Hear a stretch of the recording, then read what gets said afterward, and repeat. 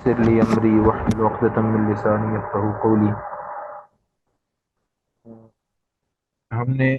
Bloom's ٹیکسانومی تقریباً مکمل پڑھ لی تھی، اور اس میں جو انہوں نے 5 سٹیجز بتائی ہیں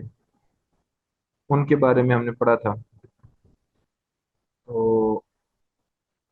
اس حوالے سے یہ انالیسز ہے، اس کے بعد ایویلیویشن ہے، یہ میرے خیال ہے آخری سٹیجز تھیں کہ کس طرح سے ایویلیویٹ کیا جائے گا۔ اساتذہ بھی ایویلیویٹ کرتے ہیں طلباء کی استعداد کو کہ انہوں نے کیا سیکھا ہے، کہ اور پھر یہ ہے کہ اس سے اندازہ ہو جاتا ہے کہ طلباء نے کس حد تک اس کو سمجھا ہے، اس علم کو۔ جائزے میں عموماً ان مقاصد کو سامنے رکھا جاتا ہے جن کے حصول کے لیے کوئی پروگرام، سبجیکٹ، منصوبہ یا سرگرمی شروع کی گئی تھی۔ سرگرمی کے دوران یہ معلوم کرنے کی کوشش کی جاتی ہے کہ کس حد تک کون کون سی بنیادی مقاصد حاصل ہو سکے ہیں۔ اکثر و بیشتر مقدار اور معیار ہر دو پہلوؤں کے حوالے سے جائزہ لیا جاتا ہے، یعنی جو پڑھایا تھا اس میں سے کتنے فیصد یاد ہوا، اور جو سمجھ آیا ہے یا جو پڑھ لیا ہے یا جو سیکھ لیا ہے وہ کس معیار کا ہے، یعنی یہ جس معیار کا علم آپ نے حاصل کر لیا ہے کیا اس کو آپ اپلائی کر کے بہتر نتائج دے سکتے ہیں، یا اس میں مزید کوئی انوویشن بہتری لا سکتے ہیں، یا ویسے نتائج بھی نہیں دے سکتے جیسا کہ آپ کو بتائے گئے ہیں۔ تو مثال کے طور پہ سمجھنے کے لیے ایک مثال ہے کہ جیسے اگر کسی کو آپ نے بریانی بنانی سکھائی ہے، تو پھر ایویلیویٹ کیا جائے گا، آخر میں انہیں کہا جائے گا کہ اب آپ نے ہم سے سیکھ لیا، اب آپ بنا کے دکھائیں، تو یہ چیک کیا جائے گا کہ ایٹ لیسٹ وہ بریانی کھانے کے قابل تو بن جائے، اگر زیادہ اچھی نہیں بنی یا بہت اچھی نہیں بنی۔ تو اسی طرح سے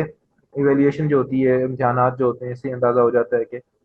پھر اسی لیے یہ رکھے بھی جاتے ہیں۔ بعض دفعہ تو ہمارے ہاں تو بچے پڑھتے ہی امتحانوں کے لیے ہیں، کہ نہ امتحان کے بعد اس علم سے کوئی فائدہ حاصل کرنا ہے، نہ امتحان سے پہلے، بس امتحان کے دن میں ریوائز کر کے آگے سنا کے یا لکھ کے اور نمبر اچھے لے لیے اور وہ جانے علم جانے اور اس پہ کام جانے۔ ایسا نہیں ہونا چاہیے اوبویسلی، لیکن یہ ہے کہ اساتذہ کے پاس یہ ایک معیار ہوتا ہے کہ اس سے جانچ لیتے ہیں، پرکھ لیتے ہیں کہ ہم نے جو پہنچانے کی کوشش کی ہے وہ پہنچا ہے کہ نہیں۔ مسائل اور مشکلات کیا پیش آتے ہیں، نتائج کیا حاصل ہوئے ہیں، جو نتائج حاصل ہوئے ہیں وہ معیاری بھی ہیں یا نہیں، وغیرہ وغیرہ۔ اس میں انہوں نے مثال دی ہوئی ہے کہ استاد کیسے جائزہ لے۔ مثلاً استاد جماعت میں جب نماز کے بارے میں سبق پڑھائے گا تو سب سے پہلے اپنے مقاصد کا تعین کرے گا کہ بچوں کو کون کون سی معلومات فراہم کرے گا، کن کن آیات اور کلمات کا فہم اور سمجھ بوجھ دے گا، نماز سنت نبوی کے مطابق ادا کرنے کی قابل بنانے کے لیے بچوں کو کون کون سی مہارتیں دے گا، وغیرہ۔ سبق کے آخر میں جو کچھ پڑھایا یا سکھایا ہوگا اس کا جائزہ لے گا کہ کس حد تک وہ اپنے مقاصد کے حصول میں کامیاب ہوا ہے۔ اچھا، میں نے ایک نوٹ کیا ہے کہ عام طور پہ دینی درسگاہوں میں بھی اس چیز کو پریکٹیکلی نہیں دیکھا جاتا، یعنی طریقہ بتا دیا جاتا ہے، پھر یہ بچوں کی اپنی کانشیسنیس ہوتی ہے کہ وہ اس کو کتنا زیادہ امپلیمنٹ کرتے ہیں۔ اساتذہ کی طرف سے بہت زیادہ اس پہ وہ نہیں ہوتا، انہیں یعنی اس چیز کے اوپر زور نہیں دیا جاتا کہ طلبہ جو ہیں وہ اس چیز کو امپلیمنٹ کر رہے ہیں یا نہیں کر رہے ہیں۔ نہیں ہونا چاہیے یہ کہ جو بھی خاص طور پہ نماز کے مسائل، طہارت کے مسائل اور روزے کے مسائل، ایون زکوٰۃ کے مسائل، سارے مسائل ہی کوشش کرنی چاہیے کہ طلباء کو پریکٹیکلی امپلیمنٹ کروایا جائے، تو یہ ہے کہ اس میں پھر زیادہ انٹرسٹ بھی ڈیولپ ہوگا اور ان کو اس کی افادیت بھی زیادہ سمجھ آئے گی۔ اچھا جی، اس کے بعد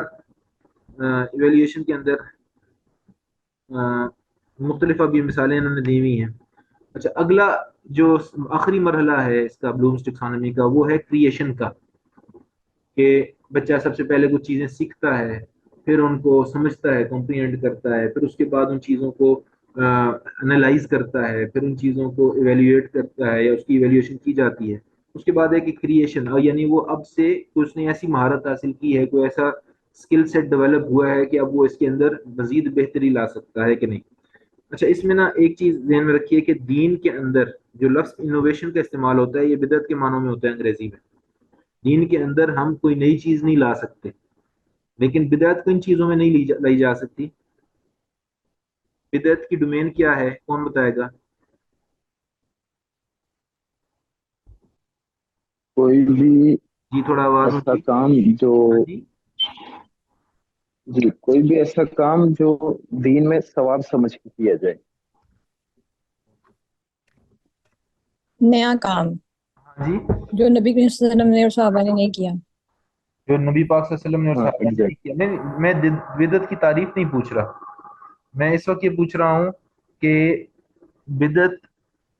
किन किन शोबों के अंदर होती है और किन चीजों में नहीं होती। यानी कौन सा ऐसी नई चीज होगी, किन डोमेन्स के अंदर, किन कैटेगरीज में फॉल कर रही होगी तो हम कहेंगे कि ये नई चीज है, ये बिदअत है। इबादत में नहीं होनी चाहिए, हाँ जी, बाकी आम जो मामलात में। सुन्नत के खिलाफ जाएगी, अल्लाह ताला के अहकाम में नहीं। हाँ, इबादत, इबादत के मामले इबादत में नहीं में। इबादत, होनी चाहिए। जज़ाकल्लाह जी, आपने एक सही जवाब दिया है।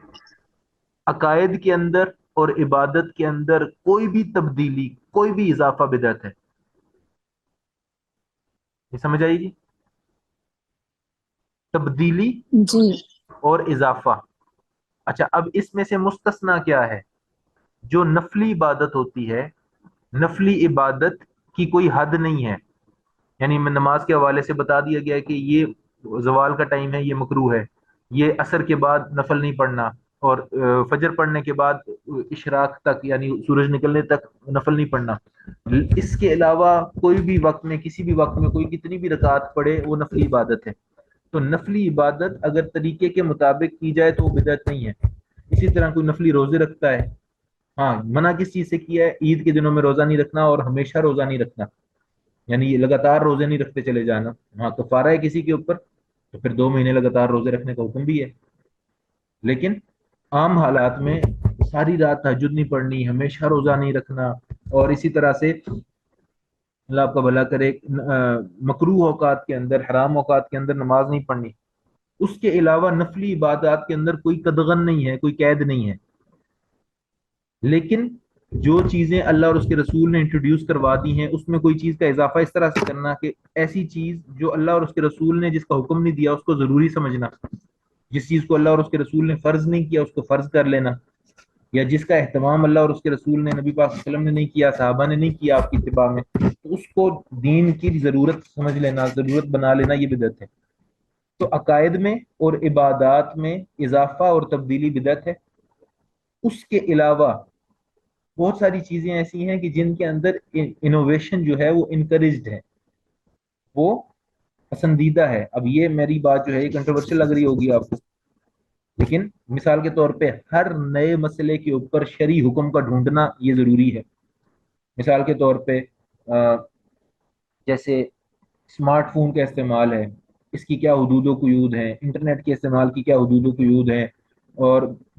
जितने भी नए मसाइल हमें दरपेश होते हैं,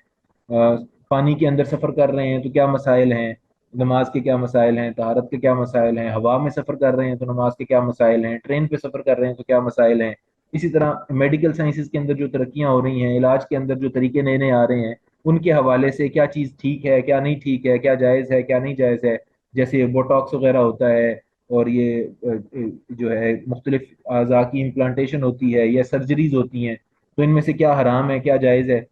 तो ये सारी चीज़ें जो हैं, जो जितने भी नए मसाइल हैं, जिनको शरी इस्लाम में इनको क्या कहते हैं, नवाजिल, और फ़िक़्हुन नवाजिल के उन्वान से इनको पढ़ाया जाता है। आप लोगों ने भी हो सकता है पढ़ा हो किसी सेमेस्टर में, फ़िक़्हुन नवाजिल, नए मसाइल, जदीद मसाइल के हवाले से इनको समझ और उनके मसाइल का हल ढूंढना। तो अब ये ज़रूरी है, इसके बारे में ये नहीं कहें ये तो नई चीज़ है जी, ये तो बिदअत है, ये हम क्यों करें। जिस चीज़ को, जो भी नई चीज़ दरपेश हो आपकी ज़िंदगी के अंदर उसका अमल दखल हो, उस हवाले से शरई हुक्म का जानना ज़रूरी है। तो इस दौर के उलमा का ये भी काम है कि हमारे इस दौर के लोगों के जो मसाइल हैं और जिन चीज़ों से उनको पाला पड़ता है उसमें अहकाम को बताया जाए कि अच्छा जी, शरन मोबाइल कैसे इस्तेमाल करना है, इंटरनेट कैसे इस्तेमाल करना है, और ये जो आर्टिफिशियल इंटेलिजेंस अब आ रही है, शरीयत में इसके क्या हुकूक हैं, ये इसी तरह से कॉपीराइट्स के क्या हुकूक हैं, इसके अंदर शरीयत क्या कहती है। और ये बड़े ऐसे मसाइल हैं जिनके ऊपर सीरियसली लोगों को जो है वो रिसर्च करने की और जो है तहकीक करने की, इज्तिहाद करने की ज़रूरत है। तो ज़रूरी नहीं है कि हर वो नई चीज़ जो अल्लाह और उसके रसूल ने नहीं बताई, जो कुरान और सुन्नत में नहीं है, उसको पढ़ना या बयान करना या उसके बारे में गौर व फिक्र करना बिदअत है। बिदअत की डोमेन है अकायद और इबादत। हाँ, अगर कोई और चीज़ کلچرل کوئی چیز ہے، رسم و رواج کی چیز ہے، اور اس کو ہم نے اپنا دین بنانے کی کوشش کی تو پھر وہ بدعت بنے گا۔ یعنی اگر آپ نے کوئی بھی چیز دین بنا رہے ہیں، یعنی آپ دین کے طور پہ اس کو انٹروڈیوس کروانا چاہتے ہیں، مثال کے طور پہ نبی اکرم صلی اللہ علیہ وسلم کی سالگرہ نبی پاک صلی اللہ علیہ وسلم نے کبھی نہیں منائی، صحابہ نے بھی کبھی نہیں منائی۔ اب اگر کوئی کہتا ہے کہ سالگرہ منانا ضروری ہے، یہ دین کا حصہ ہے، تو یہ بدعت ہے۔ ہاں، اس حد تک حضور علیہ الصلوۃ والسلام سے ثابت ہے کہ نبی پاک صلی اللہ علیہ وسلم سے ایک دفعہ پوچھا گیا کہ آپ پیر کے دن روزہ کیوں رکھتے ہیں؟ تو آپ علیہ الصلوۃ والسلام نے ارشاد فرمایا کہ یوم الاثنین الذی ولدت فیہ، کہ پیر کا دن میں پیدا ہوا تھا اس لیے میں ہر پیر کو روزہ رکھتا ہوں۔ تو آپ نے جس کو شوق ہے نبی پاک صلی اللہ علیہ وسلم کی ولادت کی خوشی، نبی پاک صلی اللہ علیہ وسلم کے وجود کی خوشی، آپ کی ولادت کی خوشی، آپ کی بعثت کی خوشی، آپ کی ہجرت کی خوشی، آپ کی معراج کی خوشی، آپ پہ وحی آنے کی خوشی، آپ کے جہاد کی خوشی، آپ کی نمازوں کی خوشی، آپ کی دعاؤں کی خوشی، یہ تو ہمیں حضور کی ساری زندگی کی خوشی ہے۔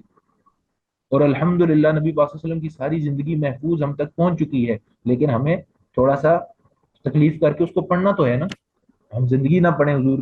کی بایوگرافی نہ پڑھیں، حضور کی احادیث نہ پڑھیں، حضور کی سنتوں کو نہ جانیں، حضور کے بتائے ہوئے آئیڈیالوجی کو نہ اپنائیں، حضور کے دین کی قدر نہ کریں، قرآن پاک کی تلاوت نہ کریں، اور ہم کہیں جی ہم کو ایسے ہی ہمیں خوشی ہے بلا وجہ، خواہ مخواہ خوشی ہے ہمیں۔ تو یعنی انسان کو خود ایویلیویٹ کرنا چاہیے کہ میں جو بات کر رہا ہوں وہ کتنی سچی ہے۔ تو بہرحال یہ جو گزارش میں نے یہ کی ہے کہ اب آپ کو تھوڑا سا اندازہ ہو گیا کہ بدعت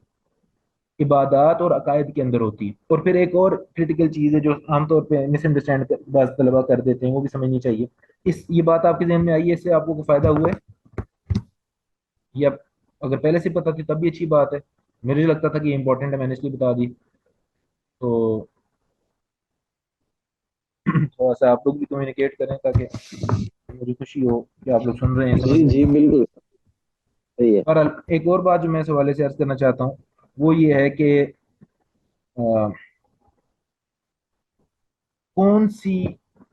نیکی کا کام ایسا ہے جو ہم بدعت جس کو ڈکلیئر کریں گے۔ اس میں ایک اور بھی تھوڑی سی چیز سمجھنے والی ہے۔ بعض دفعہ کچھ ایسے کام ہوتے ہیں جو نبی اکرم صلی اللہ علیہ وسلم کے زمانے میں نہیں ہوتے، اور ہم اس کو اب نیکی سمجھ کے ہی کر رہے ہیں، اور ہم اس کو بدعت بھی نہیں مانتے۔ مثال کے طور پہ میں اب آپ کو پڑھا رہا ہوں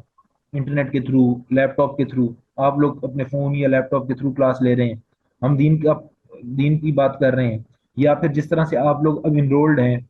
ایک پروگرام کے اندر، اور آپ اب ماشاءاللہ 8ویں سیمسٹر تک پہنچ گئے ہیں، آپ عالم بننے کا کورس کر رہے ہیں، آپ لوگ پچھلے 4 سال سے ماشاءاللہ پڑھ رہے ہیں دین۔ لیکن یہ ترتیب اس طرح سے 8 سیمسٹر، اور ہر سیمسٹر کے اندر مختلف سبجیکٹس، اور ہر سبجیکٹ کا ایک پیریڈ ٹائم، اور وہ سارا کا سارا آن لائن، ایسے لیپ ٹاپ یا ایسے فون کے تھرو جس کے اوپر کبھی کبھی خبریں بھی چلتی ہوں گی، ہو سکتا ہے کبھی کوئی اشتہار بھی ایسا آ جاتا ہو جو مناسب نہیں ہے۔ تو یہ ساری باتیں، اب یہ ساری چیزیں تو حضور کے زمانے میں نہیں تھیں۔ تو اس حوالے سے اگر یہ دیکھا جائے کہ تو کیا یہ نئی چیز ہے؟ نئی چیز تو بالکل ہے۔ تو کیا یہ نئی چیز بدعت ہے؟ کیونکہ ہم تو دین کو پڑھنا پڑھانا عبادت سمجھتے ہیں نا اس کو۔ دین پڑھنا میری پڑھانا صد محترم عبادت ہے، لیکن یہ والا جو طریقہ کار ہے، ہم یہ سنت سمجھ کے تو نہیں نا کر رہے کہ یہ والا طریقہ کار سنت ہے، بالکل صحیح، کہ جو بالکل صحیح، استعمال کرنا سنت ہے۔ بالکل آپ ٹھیک کہہ رہے لیکن ہیں یہ کہ وہ عمل بدعت جس کو کرنے کا حکم دیا گیا ہو، وہ عمل جس کو کرنے کا حکم دیا گیا ہو، اس عمل کو مکمل کرنے کا طریقہ منسوس نہ ہو۔ یعنی ایک کام کرنے کا حکم دیا لیکن اس کو کرنے کا طریقہ نہیں بتایا، تو اس کے لیے کوئی طریقہ اختیار کرنا، کوئی لائحہ عمل اختیار کرنا، کوئی پروگرام جو ہے وہ ترتیب دینا، کوئی اس کے لیے کوئی چیزوں کو پلان کرنا، اس کے لیے کوئی چیزوں کو آپ یہ کہہ لیں کہ فگر آؤٹ کرنے کی کوشش کرنا، وہ پروسیجر جو ہے جس کام کو کرنے کا حکم ہے، اس کے لیے اگر پروسیجر محدود اور منسوس نہیں ہے تو اس کے لیے کوئی ایسا پروسیجر اختیار کرنا جو بے شک منسوس نہ ہو تو وہ بدعت نہیں ہوتا۔ جس طرح آپ کا یہ درس نظامی بدعت نہیں ہے، مدارس میں جو درس نظامی ہوتا ہے وہ بھی حضور کے دور میں نہیں تھا لیکن وہ بھی بدعت نہیں ہے۔ اور اسی طرح نبی پاک صلی اللہ علیہ وسلم کی احادیث جو ہیں مختلف کتابوں سے پڑھائی جاتی ہیں۔ اب یہ کتابیں نبی پاک کے دور میں تو نہیں تھیں، لیکن ان کتابوں سے دین کو پڑھنا بدعت نہیں ہے۔ اسی طرح دین کے علوم کو سیکھنا، اصول فقہ کو پڑھنا، اصول حدیث کو پڑھنا، اصول تفسیر کو پڑھنا، تفسیر کو پڑھنا، حدیث کو پڑھنا، قرآن پاک کی تجوید کو پڑھنا، اب یہ سارے علوم حضور علیہ الصلوۃ والسلام کے زمانے میں من وان اسی طرح نہیں پڑھائے جاتے تھے، لیکن اس کے باوجود چونکہ اس علم کو حاصل کرنے کا حکم ہے جو حضور نے چھوڑا ہے، تو اس کو محفوظ کرنے کے لیے، اس کو کنوے کرنے کے لیے، اس کو سمجھنے کے لیے، سیکھنے سکھانے کے لیے جو بھی نظام ترتیب بنایا جائے گا وہ بدعت نہیں ہے۔ وہ کب تک جائز ہوگا، وہ کب تک مشروع ہوگا؟ جب تک اس کے اندر شریعت کی مخالفت داخل نہ ہو۔ اب یہ سارا کچھ مشروع چل رہا ہے، لیکن اس کے اندر ہم کوئی ایسا طریقہ کریں، میں مثال دے رہا ہوں، خدا نہ خواستہ ہم کہیں جی اب بچے بھی پڑھ رہے ہیں، بچیاں بھی پڑھ رہی ہیں، لیکن ہم کہیں جی سارے کیمرے آن کر لیں، فیمیل اسٹوڈنٹس بھی کیمرہ آن کر لیں اور میل اسٹوڈنٹس بھی کیمرہ آن کر لیں، اور بے پردگی ہو جائے تو پھر یہ حرام ہو جائے گا۔ اس طرح سے دین پڑھنا جس طرح سے پڑھنے کی اجازت نہیں ہے، اس طرح کی محفل میں دین کو پڑھنا پڑھانا جس طرح کے اختلاط کی اجازت نہیں ہے، جس سے منع کیا گیا ہے، ایسی صورت میں دین پڑھنا بھی گناہ بن جائے گا۔ ہم یہ نہیں کہیں گے کہ تو ہم نے طریقہ اختیار کیے، کام تو اچھا ہے۔ جب حرام چیز انوالو ہوگی تو وہ ساری چیز کیا ہو جائے گی؟ میری بات آپ کو سمجھ آ رہی ہے سب کو؟ جی آ رہی ہے۔ ہاں، جیسے ہی حرام انوالو ہوگا تو وہ سارا عمل ناجائز ہو جائے گا، جب تک کہ اس حرام کو بیچ میں سے نکال نہیں دیا جاتا۔ وہ حرام ایلیمنٹ جو ہے، وہ حرام چیز جو ہے، وہ جب نکل جائے گی تو باقی چیزیں واپس نارمل آ جائیں گی۔ اچھا، اب کچھ چیزیں ایسی ہیں کہ جن چیزوں کو ہم عقائد یا عبادت کے طور پہ نہیں کرتے، کچھ چیزیں ایسی ہیں جن کو ہم عقائد اور عبادات کے طور پہ نہیں کرتے، ہم ویسے ہی اس کو کلچرلی کرتے ہیں۔ جیسے مثال کے طور پہ ہمارے ہاں پاک و ہند کے اندر بسنت منائی جاتی تھی کہ جی باہر آتی تھی تو لوگ گڈیاں اڑاتے تھے۔ اب بذاتی ہی بسنت منانا یا گڈی اڑانا حرام نہیں ہے، لیکن جو اس میں کلچر ہوتا تھا، جو ناچ گانا ہوتا تھا، اور جو اختلاط ہوتا تھا، اور جو بے پردگی ہوتی تھی، اس سب کی وجہ سے حرام ہے۔ اور پھر ایکسٹرا ایلیمنٹ ہے، کیا داخل ہوا؟ ایک فیٹل ایلیمنٹ، کہ وہ جو ڈور تھی وہ جان لیوا ثابت ہونا شروع ہوگی۔ جیسے جیسے سائیکلوں پہ اور موٹر سائیکلوں پہ لوگوں نے ٹریول کرنا شروع کیا، وہ بغیر پروٹیکشن کے تیز سپیڈ میں ٹریول کرتے تھے، تو وہ جو ڈور تھی وہ چھری بن گئی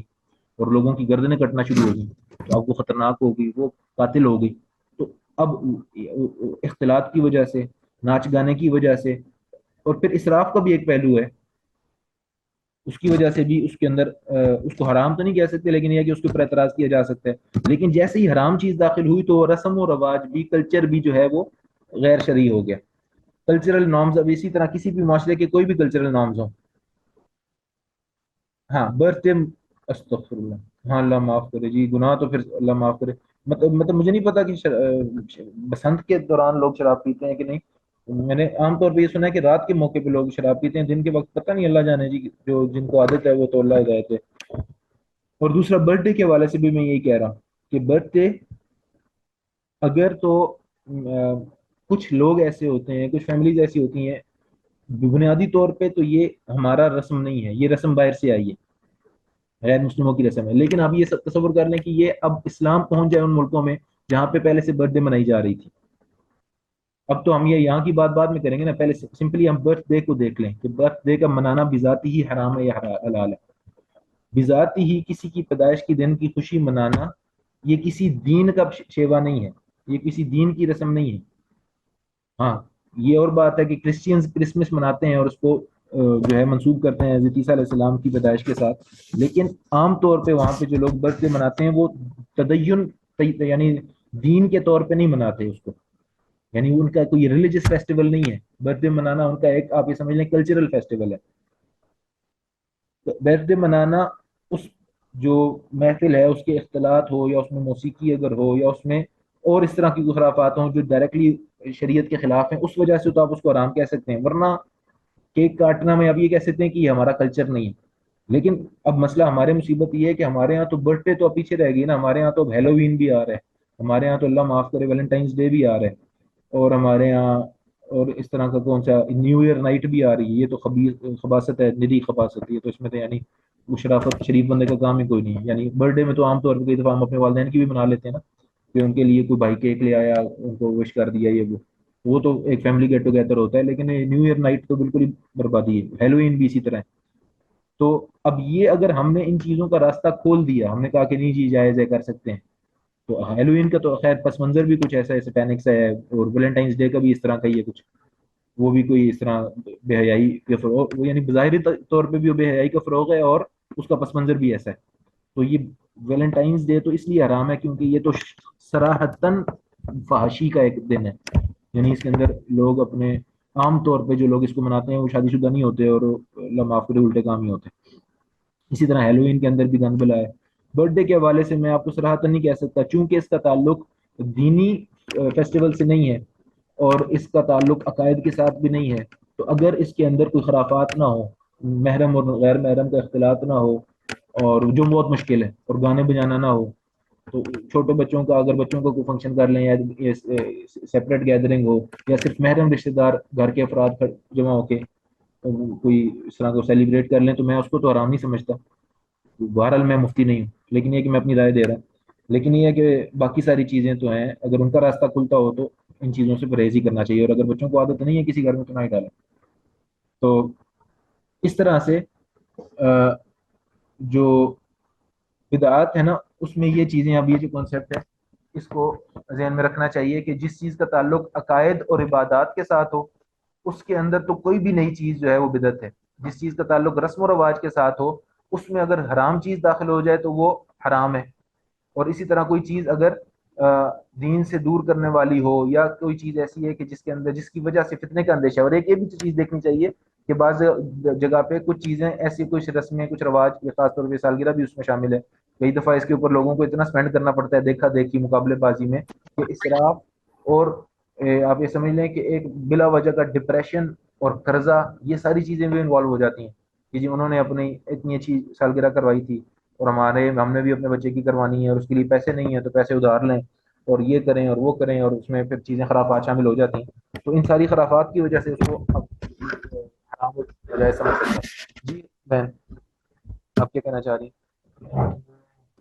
मैं ये कहना चाह रही हूँ कि ये जो बर्थडेज हैं ये उस हदीस के यानी कि अगर हम तनाजुर में देखें, तनाजुर नहीं यानी कि उस को जहन में रख के देखेंगे जिसमें है कि यहूद और नसारा की मुखालफत करो। तो जैसे ये ईसाइयों से आई है तो फिर हमें उनकी इनके मुखालफत में ये इस पे नहीं करना चाहिए। इस हदीस का ना असल में ये नस सरीह नहीं है, इस हवाले से मेरी राय है कि बहुत सारी जो बाकी बातें मैंने गुजारिश की हैं कि इसमें इसराफ भी है और गाना बजाना भी होता है, इख्तिलात भी होता है, यह सारी चीज़ें तो हराम है जो इसको हराम बना देती हैं। लेकिन यहूद और नसारा की मुखालफत से मुराद ये है कि उनकी वो चीज़, उन चीज़ों में उनकी मुखालफत करो जो उनके दीन का हिस्सा है। मिसाल के तौर पे नबी पाक सल्लल्लाहु अलैहि वसल्लम ने बहुत सारी चीज़ें उनकी जो है उसको उनको वैलिडेट भी की है। वो रोज़ा रखते थे, तो नबी पाक ने फरमाया कि यहूद क्यों रोजा रखते हैं, तो उन्होंने कहा मूसा अलैहिस्सलाम की निजात की खुशी में, शुक्राने के तौर पे। तो उन्होंने कहा कि हाँ, मूसा की निजात के शुक्राना तो हम ज्यादा अदा करने के हकदार हैं। तो नबी पाक ने रोजा भी रखा और कहा अगले साल से हम दो रखेंगे ताकि उन जैसा बिल्कुल सिमिलर ना हो। इसी तरह से उनका हर वो लिबास जो उनके यहाँ पहना जाता है वो पहनना हराम नहीं है, वो लिबास पहनना हराम है जो उनके दीन का तशख़्ख़ुस है। यानी यहूदियों की जिस तरह की टोपी होती है वो जो सर के पीछे रखते हैं वो टोपी हम नहीं रख सकते। इसी तरह जो ईसाइयों के पादरी जिस तरह का वो बैन सा पहनते हैं जिसके दरमियान में वाइट रंग का एक पैच होता है, वैसा नहीं हम पहन सकते। वरना तो पैंट कोट पहनना या टाई लगाना उसमें कोई हर्ज नहीं है, हालांकि वो भी वहाँ पे उसका ज्यादा रवाज है। मैंने एक वीडियो देखी थी, मुकम्मल याद नहीं, it was saying that it came from the pagan that made a a wish, etc. It leads to sheer concept of bid'ah, concept of birthday. अब इसका हिस्टोरिकल बैकग्राउंड क्या है मुझे नहीं पता। अगर इसका कोई रिलीजियस बैकग्राउंड है और उसको रिलीजियसली सेलिब्रेट भी किया जाता है फिर तो डायरेक्टली इस हदीस के अंदर आ जाता है जो पहले बहन ने जिसका जिक्र किया है कि मन तशब्बह बिकौम या खालिफुल यहूद वन नसारा या मन तशब्बह बिकौमिन फहुव मिनहुम। लेकिन अगर इसका कोई रिलीजियस बैकग्राउंड नहीं है, यानी बहुत सारी चीज़ें ऐसी होती हैं जो प्योरली कल्चरल होती हैं। जैसे मिसाल के तौर पे हमारे यहाँ रवाज है एक ख़ास किस्म की पगड़ी पहनने का, या बारात घोड़ों पे ले जाने का, या मिसाल के तौर पे कुछ खेल हैं जो कल्चरल हमारे खेल होते हैं, जैसे कबड्डी है, जैसे नेज़ाबाजी है, जैसे दांतों की जो है वो रेस है, जैसे मुर्गों की लड़ाई है। और खैर मुर्गों की लड़ाई में तो और भी एलिमेंट आ जाते हैं कि एनिमल जो है अल्लाह की मखलूक है उनको आम, वो उनके लिए हार्मफुल है। तो इस तरह की बहुत सारी चीजें होती हैं जो कल्चर के साथ जिनका ताल्लुक होता है। अगर तदय्युन तदय्युन यानी दीन के एतबार से उन चीजों को ना सेलिब्रेट किया जाता हो और उसके अंदर कोई ऐसे हराम फैक्टर ना हो तो उसको अल्लाह ताला ने डायरेक्टली हराम नहीं किया, सिर्फ इसलिए कि चूंकि ये फलां खित्ते में जिस तरह जुबानें हैं, अब अंग्रेजी बोलना या स्पेनिश बोलना या जर्मन बोलना या फ्रेंच बोलना या सीखना, इसमें कोई अर्ज नहीं है। और अगर नीयत अच्छी हो कि हमने اس کے ذریعے سے دین کا کام کرنا ہے تو یہ تو پھر باعث ثواب بھی ہے۔ نبی اکرم صلی اللہ علیہ وسلم نے حضرت زید بن ثابت رضی اللہ تعالیٰ عنہ کو کہا تھا کہ آپ عبرانی زبان سیکھیں، کیونکہ ہم نے یہودیوں سے خط و کتابت کرنی ہوتی ہے اور ہم ریلائبل بندہ چاہتے ہیں اس کے لیے۔ تو ان کا عبرانی زبان کا سیکھنا، اور اس کو 17 دن میں انہوں نے سیکھ لی تھی، تو یہ نبی پاک صلی اللہ علیہ وسلم کے حکم پہ عبادت بن گیا تھا۔ تو اس طرح سے ضروری نہیں کہ ہر وہ چیز جو کہیں پہ بھی رائج ہو یا کسی رواج کا حصہ ہو وہ حرام ہے۔ ہاں، اس کے اندر کوئی حرام ایلیمنٹ ہوگا تو پھر وہ، کیونکہ اگر دین کا حصہ ہوتا تب حرام ہے، یا حرام ایلیمنٹ کوئی اس کے اندر آ جائے تو پھر وہ اس کی وجہ سے حرام ہو جائے گی۔ باقی اللہ بہتر جانتا ہے، میری بات کوئی بھی آبویسلی فتویٰ تو نہیں ہے، نہ کسی چیز کی حرمت ہے نہ اجازت ہے، فتویٰ تو علماء ہی دیں گے، مفتیان کرام دیں گے، لیکن میں اپنی رائے آپ لوگوں کے ساتھ شیئر کر رہا ہوں، ڈسکس کر رہا ہوں۔ اچھا جی، تو اب یہ جو میں یہ صحیح کریشن کے حوالے سے نا، میں اس چیز کو اس لیے کلیئر کرنا چاہ رہا تھا کہ ہم یہ نہ سوچیں کہ ہمارے، کیونکہ عام طور پہ یہ کنسیپٹ ہے کہ دین کے اندر تو نئی چیز بدعت ہے، تو اس کا مطلب ہے کہ اسلام جو ہے وہ تو وہی پرانا ہے، تو اس کے پھر کچھ لوگ اس کا یہ مطلب لیتے ہیں کہ شاید ہمارے جو جدید دور کے مسائل ہیں اس کے اندر ہم ان کا حل بھی نہ ڈھونڈیں، یا پھر ٹیکنالوجیکل ایڈوانسمنٹ ہمارے اوپر حرام ہے، ہمارے لیے یہی بہتر ہے کہ ہم کچے مکانوں میں رہیں اور گھوڑے پہ سواری کریں، یا ہم جو ہے یا جس چیز کا دوش عام طور پہ لوگ ریلیجس کمیونٹی کو دیتے ہیں کہ ان کی وجہ سے ہم چاند پہ نہیں گئے، تو ہم نے کبھی نہیں روکا، نہ دین روکتا ہے۔ آپ ترقی کریں، آپ چاند پہ جائیں، آپ مریخ پہ جائیں، آپ سورج پہ جائیں، آپ میں کہتا ہوں اس بلیک ہول کے اندر سے گزر کے آ جائیں، کبھی بھی شریعت نہیں کہے گی کہ آپ نہ جائیں۔ ہاں، نمازیں پڑھیں ٹائم پہ، ان کاموں کو، ان چکروں میں، ورلڈ کپ کے چکر میں نمازیں نہ قضا کریں، نماز مسجد میں جا کے پڑھیں۔ تو بہرحال کسی کی کوئی رائے ہو تو ضرور آپ شیئر کریں، انشاءاللہ ہم پھر آگے چلتے ہیں۔ اچھا جی، اس کے بعد ہے تعلیم و تربیت کے حوالے سے تنقیدی اور تخلیقی سوچ یا مہارت اسکل کا فروغ بہت اہم اور ضروری ہے۔ یاد رہے، کریٹیکل تھنکنگ کا مقصد کسی چیز کی خوبیوں اور خامیوں ہر دو پہلوؤں کا جائزہ لینا ہوتا ہے۔ تخلیقی سوچ سے مراد نئی سوچ پیدا کرنا یا اس کا اظہار کرنا ہوتا ہے۔ اس کے لیے تحقیق، جستجو، جدت، تجسس کی بنا پر حصول علم، انکوائری بیسڈ لرننگ کی طرف بچوں کو راغب کرنا ضروری ہے۔ دوسرے لفظوں میں ہم اسے سائنسی انداز فکر پیدا کرنا بھی کہتے ہیں۔ یہی وہ سائنسی انداز فکر ہے جس نے لوگوں کی تخلیقی صلاحیتوں کو فروغ دے کر بڑے بڑے سائنسدان پیدا کیے۔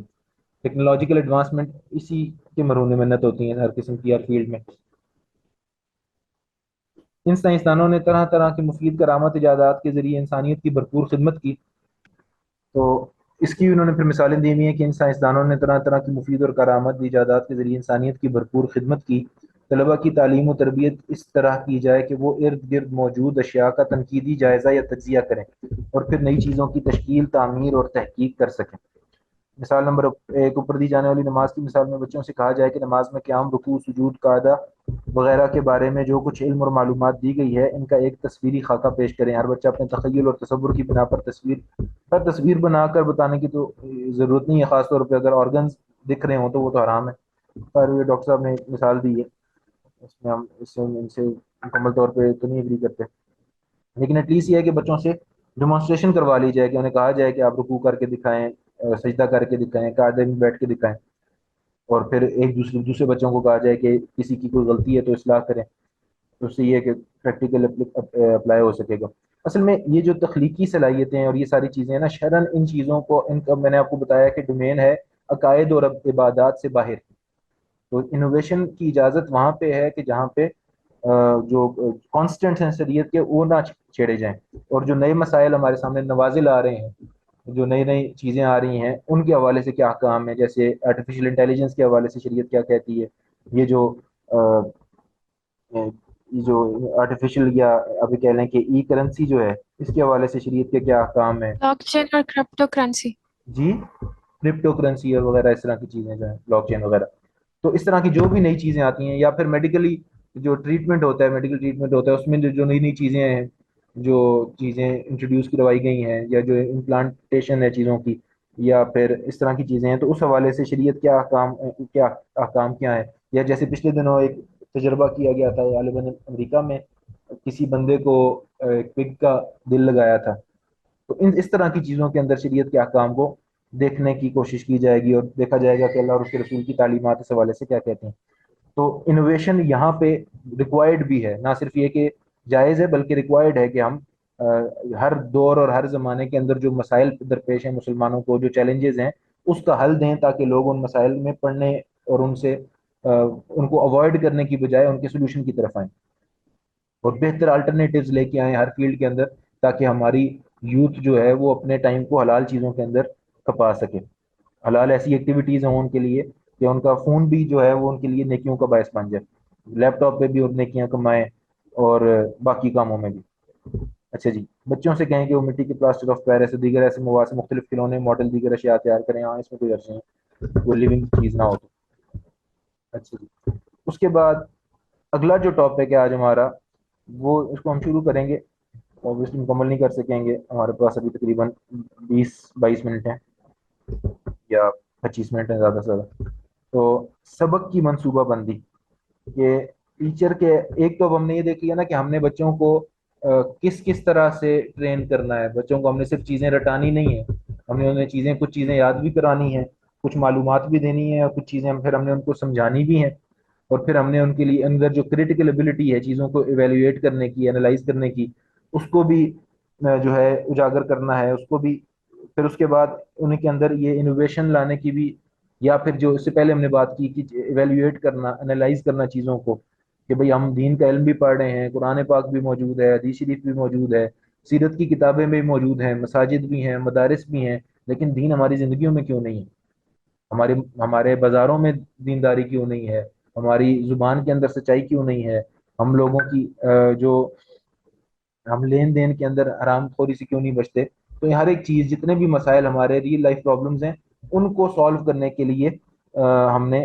تھوڑا سا دماغ کھپانا ہے اور اپنے آپ کو ایویلیویٹ کرنا ہے کہ ہم نے جو صرف حلیہ بنا لینا کافی ہے کیا؟ اللہ تعالیٰ نے، نبی پاک صلی اللہ علیہ وسلم نے اسی چیز کے اوپر ایمفسائز کیا ہے کہ بس تم دکھنے میں مسلمان لگو، یا ہماری سوچ، ہمارا دل، ہماری حرکتیں، ہمارا لین دین، ہماری زبان، ہمارا لوگوں کے ساتھ معاملہ، لوگوں کے حوالے سے ہمارے سینٹیمنٹس، یہ ساری چیزیں جو ہیں ان سب کے اندر اللہ اور اللہ کے رسول کے احکامات کو لاگو کرنا ضروری ہے، اور پھر صرف یہ پرسنل لائف کے اندر نہیں، بلکہ ہمارے معاشرے کے اندر، ہمارے سیاسی نظام کے اندر، ہمارے عدالتی نظام کے اندر، ہمارے انٹرنیشنل جو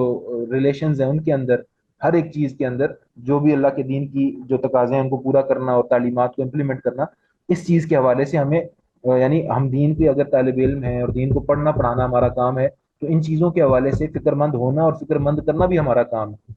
تاکہ ہم صرف یہ کنوے نہ کر دیں کہ اسلام مکمل دین حیات ہے اور تمام زندگی کے شعبوں کے لیے ہے اور سب کے لیے ہے اور قیامت تک کے لیے، بلکہ ہم لوگوں کو اس طرف بلائیں کہ بھائی اس کو امپلیمنٹ کرو، اور امپلیمنٹ کرنے کے لیے اس کو اس قابل بنائیں، یعنی یہ نہ ہو کہ ہم فقہ کے اندر بیوع کے اور شراء کے اور ایجار کے اور مضاربہ کے وہ مسائل پڑھا رہے ہوں جو آج ہمارے جس طرح کی ڈیلنگ ہمارے بازاروں میں ہوتی ہی نہیں ہے، ہمیں آن لائن ٹرانزیکشن کے بارے میں پڑھنا، اس کی فقہی تکیف کرنا، اسی طرح سے بینکس جو ہمیں دیتے ہیں اسٹیٹمنٹس دیتے ہیں امپورٹ ایکسپورٹ کے وقت، جس کو کیا بولتے ہیں لیٹر آف کمٹمنٹ،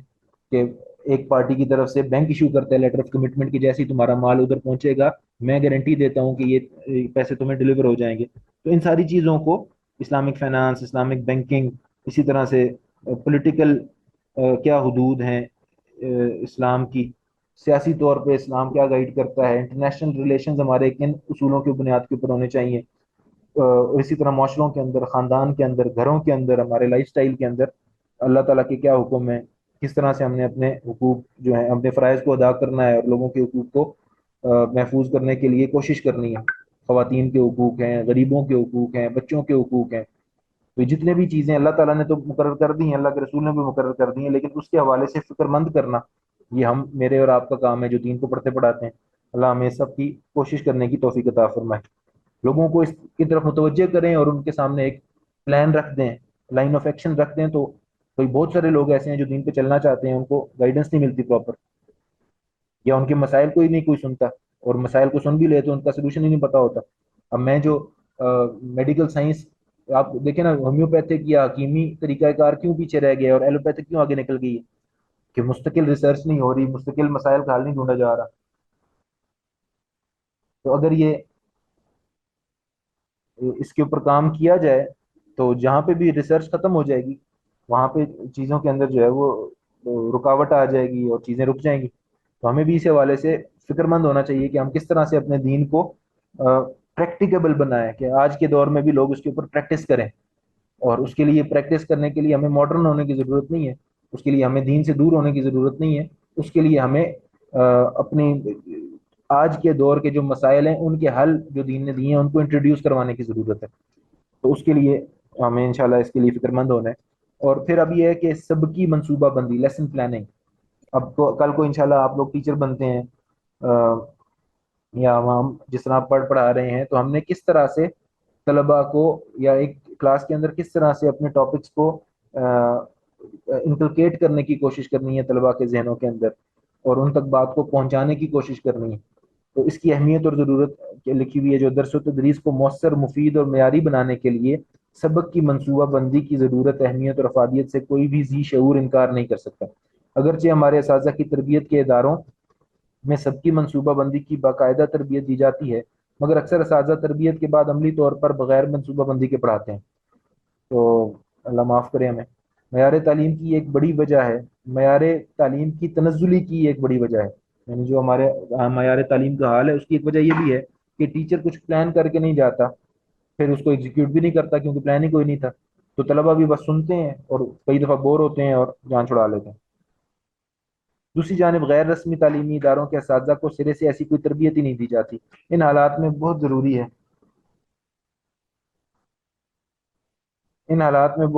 ہے کہ اساتذہ کو اس حوالے سے آگاہ کیا جائے اور رہنمائی کی جائے کہ یہ تربیتی مواد انہی مقاصد کے حصول کے لیے لکھا گیا ہے. اور ٹیچرز ٹریننگ بھی جو ہے نا وہ رسمی طور پہ نہ ہو، اگر وہ بھی ٹیچرز کو اصل میں بہت سارے ایسے مسائل ہوتے ہیں کہ جس کی وجہ سے ہماری جو کئی دفعہ جو ہوتے ہیں نا ولولہ جو ہوتا ہے وہ ٹھنڈا پڑ جاتا ہے. مثال کے طور پہ ٹیچر کے اوپر اگر آپ نے برڈن ڈال دیا کہ جی ایک کلاس میں 100 بچہ ہے اور اس نے دن میں 6 لیکچر دینے ہیں، تو وہ کیا پلاننگ کرے گا اور کیا وہ توجہ دے گا اور کیا فکر کرے گا اپنے اساتذہ کو، کیا ٹائم دے گا طلباء کو. تو بہت ساری چیزیں ہیں، بہت سارے فیکٹرز ہیں. اور پھر اسی طرح سے اگر ان کی کلاس روم کے اندر جو ہے وہ بجلی نہیں ہے، پنکھا نہیں ہے، یا خیر دین کے علم کے اندر تو قربانیاں بھی مانگتا ہے یہ، اور طلباء بھی قربانیاں دینے والے ہوتے ہیں، اساتذہ بھی قربانیاں دینے والے ہوتے ہیں، اور اگر اللہ کی رضا کے لیے کیا جائے تو اس کا تقاضا بھی یہی ہے. لیکن بہرحال پلاننگ کی ضرورت تو اپنی جگہ پہ جو مسلم ہے.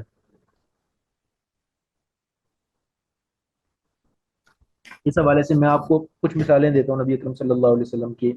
دروس کی. ایک تو یہ بات تھی کہ نبی اکرم صلی اللہ علیہ وسلم کا جو حلقہ ہوتا تھا درس کا، اس میں یہ حکم ہوتا تھا سب کو کہ کوئی بھی جگہ چھوڑ کے نہیں بیٹھے گا، بالکل قریب آ کے لوگ بیٹھیں گے. اور اس کا فائدہ یہ ہوتا تھا کہ یہ ایسا نہیں ہوتا تھا کہ لوگ اپنے آپ کو سکیٹرڈ فیل کریں گے، آئسولیٹڈ فیل کریں گے اور اپنی گپ شپ میں لگ جائیں گے، بلکہ وہ اپنے آپ کو part of the class room سمجھتے تھے اور اتنا قریب ہو کے بیٹھتے تھے کہ صحابہ کہتے ہیں کہ اگر ہمارے سروں پہ چادر ڈال دی جاتی تو اس کو وہ جھکتی نہ، اتنا ہم قریب تھے، اتنا یعنی اس میں گیپ نہیں تھا. اور اتنے یکسو ہو کے بیٹھتے تھے، اتنے اٹینٹو ہو کے بیٹھتے تھے کہ کہتے ہیں کہ اگر ہمارے اوپر کوئی آ کے پرندہ بیٹھ جاتا تو وہ نہ اڑتا اس ڈر سے کہ یہ پتہ نہیں انسان ہے کوئی. تو اب یہ نبی پاک صلی اللہ علیہ وسلم نے پلان کیا ہوا تھا، انسٹرکٹ کیا ہوا تھا. اور نمازوں میں بھی اسی طرح سے نبی پاک نے فرمایا تھا کہ ان تسویۃ الصفوف من اقامت الصلاۃ، کہ صفوں کا درست کرنا نماز کا حصہ ہے. اس کو یہ نہ سمجھو کہ اضافی کام ہے، بس نماز ایسے ہی شروع کر دو. صفوں کا برابر کرنا، چیزوں کو ڈسپلنڈ وے میں چلانا، یہ نماز کا حصہ ہے. اس کو نماز کا حصہ سمجھ کے اس کو پورا کر کے پھر نماز شروع کرو. کندھوں سے کندھوں کو ملانا، گھٹنوں سے گھٹنوں کو، یعنی ایک لائن کے اندر کھڑے ہونا.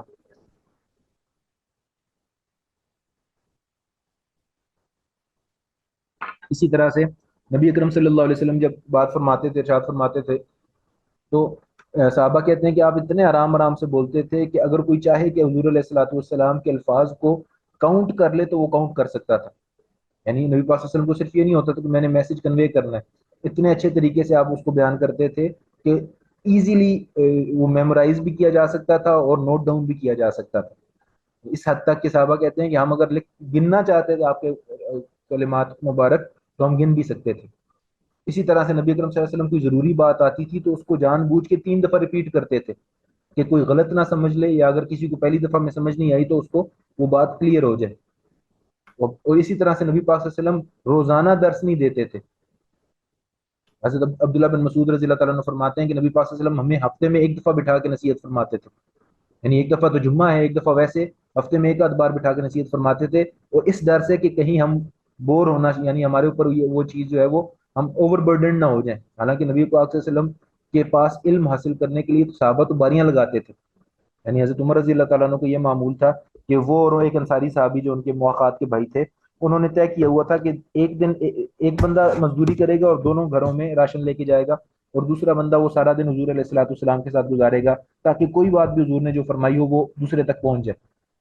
اور پھر دوسرا بندہ اگلے دن مزدوری کرے گا اور دونوں گھروں کا راشن لے کے جائے گا، اور پہلا بندہ نبی پاک صلی اللہ علیہ وسلم کے ساتھ سارا دن گزارے گا، تاکہ جو بھی حضور نے فرمایا ہے وہ مس نہ ہو ان سے۔ تو اس حد تک وہ یعنی وہ لوگ ہوتے تھے نبی پاک صلی اللہ علیہ وسلم کو دیکھنے کے مشتاق اور آپ کی بات سننے کے مشتاق۔ اس کے باوجود نبی پاک صلی اللہ علیہ وسلم ان کی آسانی کے لیے روزانہ درس نہیں دیتے تھے، روزانہ واعظ نصیحت نہیں کرتے تھے کہ کہیں یہ اکتا نہ جائیں۔ تو یہ ساری چیزیں جو ہیں نبی پاک صلی اللہ علیہ وسلم کی جو لیسن پلاننگ ہے اس کی مثالوں کے طور پہ آپ دیکھ سکتے ہیں۔ اس طرح علماء نے اور بھی بہت ساری چیزیں جمع کی ہوں گی۔ ہمیں اس تناظر سے بھی سیرت کو پڑھنا چاہیے کہ نبی اکرم صلی اللہ علیہ وسلم نے صحابہ کو کس طرح دین سکھایا، کہ یہی دین ہم بھی سیکھتے ہیں اور ہماری اپنی زندگی نہیں بدلتی، اور صحابہ نے پوری دنیا کو بدل دیا۔ کہ نبی پاک صلی اللہ علیہ وسلم کی جو ٹیچنگ تھی اس کے اندر وہ تاثیر تھی نا، ایک تو نورانیت تھی، برکت تھی، آپ علیہ الصلوۃ والسلام کی ہستی تھی،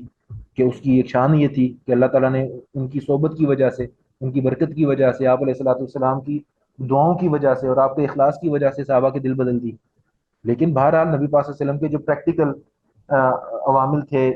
دین کو، یا دین کو سکھانے کا جو طریقہ کار تھا، اس کا بھی ایک عمل دخل ہے، اور وہ بھی ایگزمپلری ہے، ہمارے لیے اسوہ حسنہ ہے۔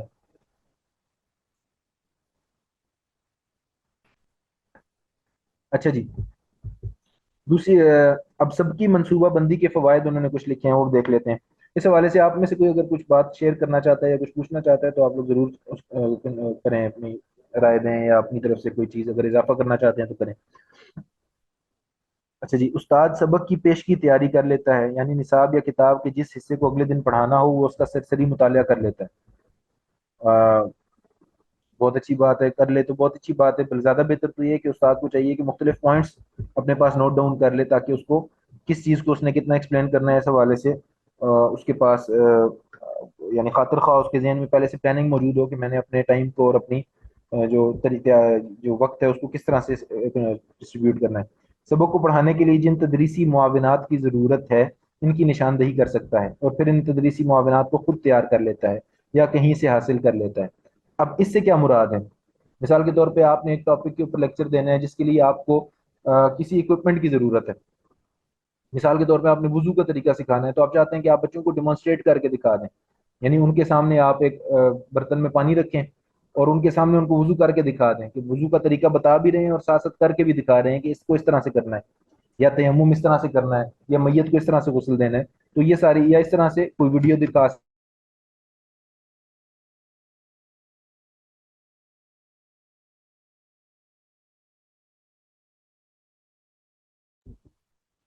بالکل اسی طرح یہ بھی ہو سکتا ہے کہ وہ اسٹوڈنٹس کو کہے کہ یہ میں نے طریقہ بتایا ہے، اب میرے سامنے اس کو کر کے دکھائیں، جس طرح ہم نے پہلے بھی اس چیز کو دیکھا تھا کہ وہ امپلیمنٹ کریں اس کو۔ اس کا فائدہ یہ ہوگا کہ ایک تو ان کو آ بھی جائے گا، اور دوسرا کسی کی غلطی سمجھنے میں رہ جائے گی تو وہ بھی ٹھیک ہو جائے گی۔ اسی طرح ہمارے یہاں یونیورسٹی میں بھی ہم لوگ کوشش کرتے ہیں کہ اس طرح کی چیزیں کرتے رہیں۔ میت ہم ایک لا کے ایک ڈمی سی لے کے آتے ہیں کپڑوں کی دکان سے کہیں سے، اس کے اوپر جو ہے چادر چڑھا کے ہم غسل اور کفن کا طریقہ بچوں کو سکھاتے ہیں۔ تو اس طرح سے بھی چیزیں سیکھی جا سکتی ہیں، اور ایسی سیکھی ہوئی چیزیں عام طور پہ زیادہ یاد رہ جاتی ہیں۔ اس کے بعد سبق یا موضوع کی مناسبت سے جو طریقہ تدریس مناسب اور مؤثر ہو اس کا پہلے سے انتخاب کر لیں۔ یعنی آپ بچوں کو کچھ ریٹن فارم میں مٹیریل دینا چاہتے ہیں، جس طرح ہم کچھ پڑھ رہے ہیں، کچھ نوٹ شیئر کرتے ہیں، وہ دے سکتے ہیں، یا اس ٹاپک کے اوپر آپ کوئی اچھی ریکارڈنگ ان کے ساتھ شیئر کر سکتے ہیں، یا اس کے اوپر کوئی آپ اگر بعض دفعہ مجھے یاد ہے ایک دفعہ حج کا طریقے کے اوپر کتابیں بھی بہت ساری ہیں، لیکن حج کے دنوں کے اندر بعض دفعہ ایسے پوسٹر سامنے آتے ہیں جس کے اوپر ایک پوسٹر کے اوپر ہی سارا طریقہ اور سارے چیزیں ایسے بتائی گئی ہوتی ہیں کہ وہ بچہ اس کو رکھ بھی سکتا ہے پاس، یا بندہ بھی، بڑا بھی، حاجی بھی، اور یہ ہے کہ اس میں خلاصے کے ساتھ ساری چیزیں دکھائی دی جاتی ہیں۔ اور بعض دفعہ کوئی چیز بولنے سے سمجھ نہیں آتی، یعنی منا، عرفات، مزدلفہ، جمرات، یہ چیزیں ان کے نام نئے ہوتے ہیں بندوں کے لیے، لیکن ساتھ جب تصویریں ہوتی ہیں تو وہ چیزیں زیادہ کلیئر اور واضح ہو جاتی ہیں۔ تو اس طرح سے بہت ساری چیزیں ایسی ہوتی ہیں جو ہمیں ہیلپ آؤٹ کر سکتی ہیں دین کو، ان ساری چیزوں کو سیکھنے اور سکھانے میں۔ सबक या मौजू की मुनासिबत से जो तरीका तदरीस मुनासिब, सबकी मनसूबा बंदी से उस्ताद की तदरीस बेहतर और दिलचस्प हो जाती है। ऑब्वियसली जिसने मेहनत की होगी वो उसकी बात ज़्यादा इंटरेस्टिंग लगेगी सुनने वाले को, और जो बस मेरी तरह अल्लाह माफ़ करे डांग टपाऊ काम कर रहा होगा वो उतना ही बच्चों की तवज्जो को अपनी तरफ मबजूल कर सकेगा। तो उसमें ज़रूरी नहीं है कि टीचर बहुत ज़्यादा सीरियस हो के या सैड हो के पढ़ाए। कई दफ़ा तलबा की इंटरेस्ट को यानी वो अपनी तरफ करने के लिए, मबजूल करने के लिए तवज्जो को आप कोई चुटकुला भी सुना सकते हैं। मिसाल के तौर पे अगर मैं आपको कहूँ कि ये जो मैं बात अब आपको बता रहा हूँ ये आपने पहले कभी नहीं सुनी होगी, खास तौर पे, या यानी मेरी जुबान से कभी नहीं सुनी होगी या मेरी आवाज़ में नहीं सुनी होगी, तो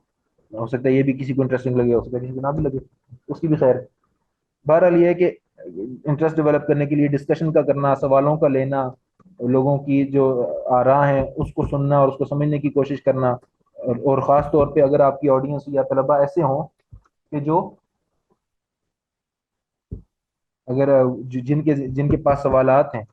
तो मैं तो वेलकम करता हूँ हमेशा से सवालात को। तो अगर सवाल करने वाले लोग हों और उनको वो सवाल करना चाहते हों तो टीचर को लाजिम है उसके ऊपर, तो बेशक उसका कोई पार्ट रह भी जाए दर्स का, वो ये ना इग्नोर ना करे सवालात को, ये ना कहे कि जी सवालात नहीं होंगे या बाद में होंगे या नहीं करने। जहाँ पे जिसको जो ना समझ आए वो पूछ ले, जहाँ जिसके जहन में कोई इजाफा आए, जो कोई चीज़ ऐड करना चाहता है वो कर ले। अब मेरा मसला ये है कि आप लोगों की आखिरी क्लास होती है और मेरा ख्याल आप लोग थक गए होते हैं, तो बहरहाल हमें पूछना, बताना, सवाल करना, ये सारी वो चीज़ें हैं। इंगेज जितना बच्चा ज़्यादा होगा क्लास के अंदर तो उतना ही ज़्यादा मुफीद होगा वो क्लास, क्लासरूम भी मुफीद होगी एक दूसरे के लिए भी और बच्चों के लिए भी, वो क्लास और वो लेक्चर मुफीद हो जाएगा। अच्छा जी, सबकी मनसूबा बंदी से उस्ताद की तदरीस बेहतर और दिलचस्प हो जाती है और तलबा आसानी से समझ सकते हैं, इससे मयार तालीम में बेहतरी आती है। और क्या इसमें आप लेसन प्लानिंग के हवाले से आप में से कोई क्या राय दे सकता है कि और इसके अलावा और क्या कोई पॉइंट ऐसा है जिसको हम डिस्कस कर लें, या कौन सी ऐसी कोई मुफीद मालूमात है जिससे हमें फ़ायदा हो सकता है?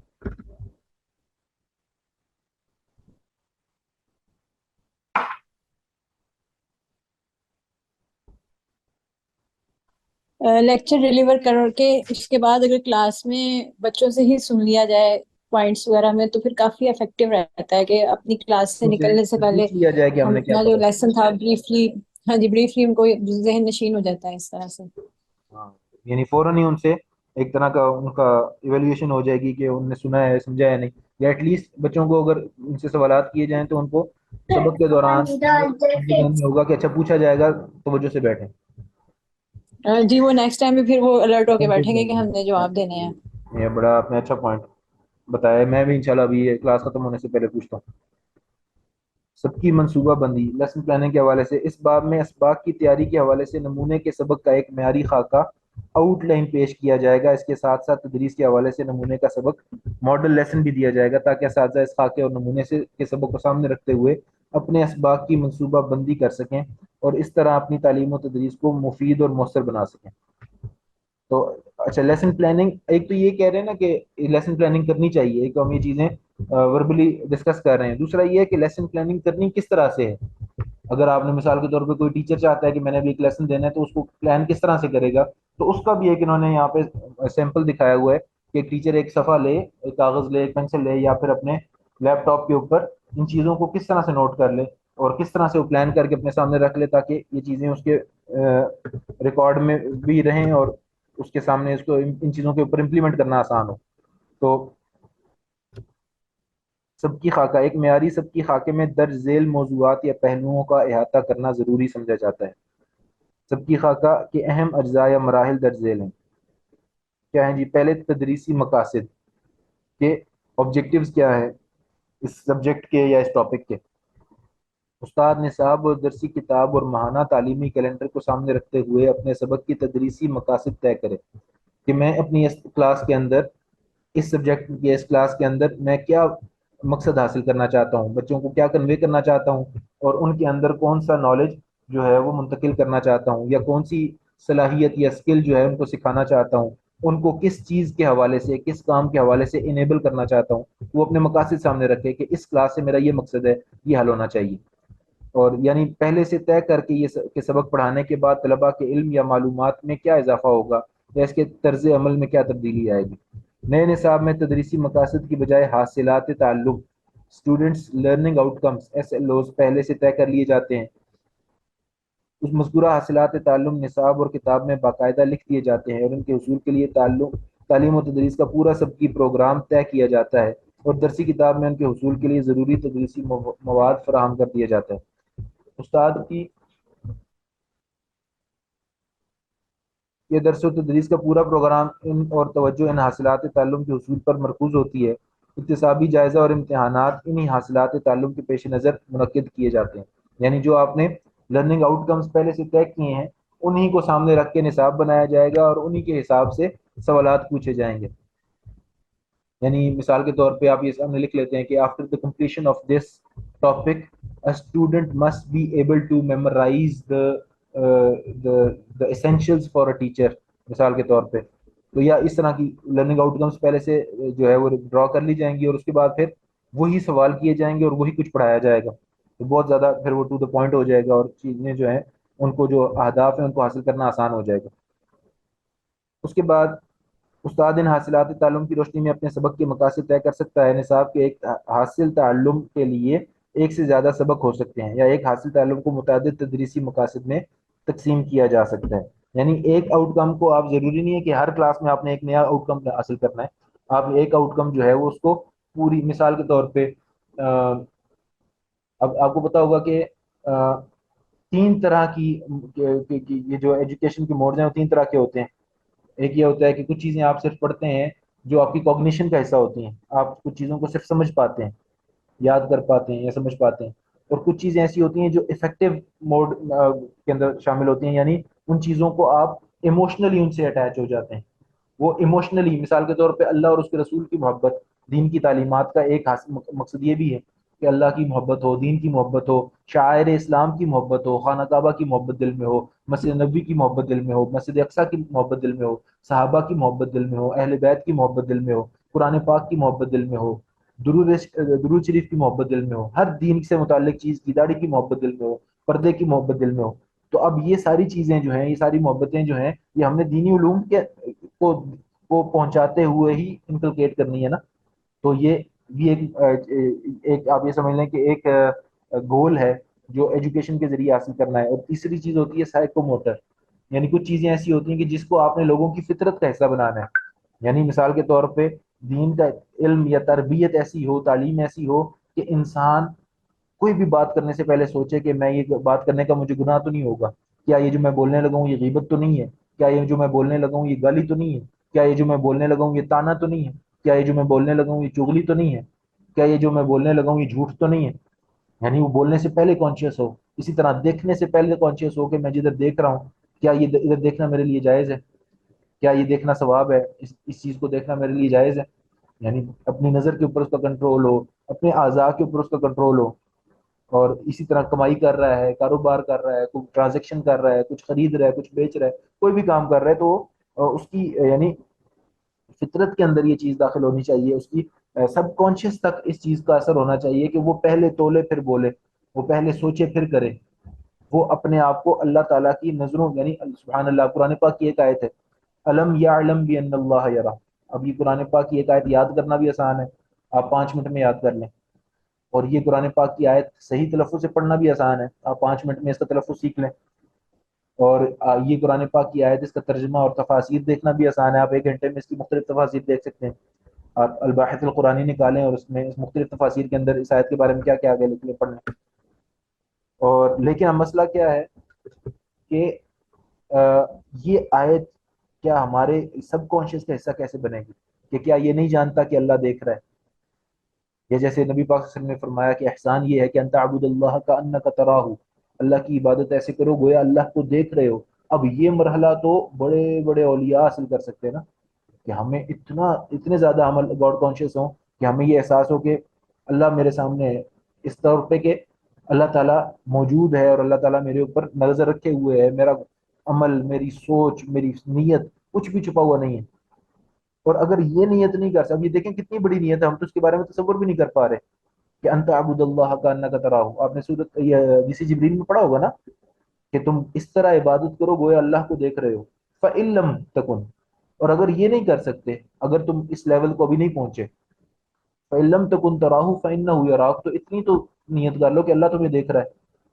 تو یہ نیت اور یہ ایک مطلب سب کانشیس کے اندر، فیلنگز کے اندر، احساسات کے اندر، ہمارے دماغ کے اندر، کانشیس کے اندر یہ تو آ جائے کہ اللہ دیکھ رہا ہے، میں تنہائی میں ہوں. جیسے ہم دیکھیں، اور اللہ تعالیٰ اس کی ہمیں مشق بھی کرواتا ہے. اب رمضان شریف کے اندر اللہ تعالیٰ ہم سے پریکٹس کرواتا ہے پورا مہینہ کہ دیکھو تم اگر چاہو تو تم گناہ چھوڑ سکتے ہو. تم نے دیکھو تم نیت کرتے ہو تو تم حلال بھی چھوڑ دیتے ہو. تم اپنی کمائی کا جوس نہیں پیتے اکیلے کمرے میں، کوئی سامنے نہیں ہوتا کہ تمہیں پتہ ہے اللہ دیکھ رہا ہے میں نے روزہ رکھا ہوا. تم کوئی بھی حلال کھانا یا رشتہ جو ہے اس کو اس سے استفادہ نہیں کرتے، کیونکہ تمہیں پتہ ہے کہ روزے میں اللہ تعالیٰ نے اس چیز سے روکا ہوا ہے، اور اللہ صرف جانتا ہے کہ ابھی میں نہیں اللہ تعالیٰ کے ساتھ خیانت کر سکتا، میں روزے کی حالت میں ہوں. تو اللہ تعالیٰ ہمیں ٹیسٹ سے گزارتے ہیں کہ دیکھو یو کین ڈو اٹ، تم کر سکتے ہو اگر تم چاہو تو. باقی 11 مہینے ہم نے صرف حرام چھوڑنا ہے. تو اس طرح سے جو ہے ان چیزوں کو پریکٹس کرنا اور ان چیزوں کو اپنا مقصد بنانا. تو یہ ساری چیزیں ہیں، سارے موٹیوز جو ہیں وہ ہم نے دین کو سمجھنا بھی ہے، اور ایموشنلی بھی اللہ اور اس کے رسول سے اور ان کی تعلیمات سے اٹیچ ہونا ہے، اور ساتھ اس کو اپنی دین کا، اپنی زندگی کا، اپنی فطرت کا حصہ بھی بنانا ہے. تو تینوں لیولز کے اوپر ان چیزوں کو ہم نے اپلائی کرنا ہے. اس کے علاوہ ہمیں توفیق عطا فرمائے.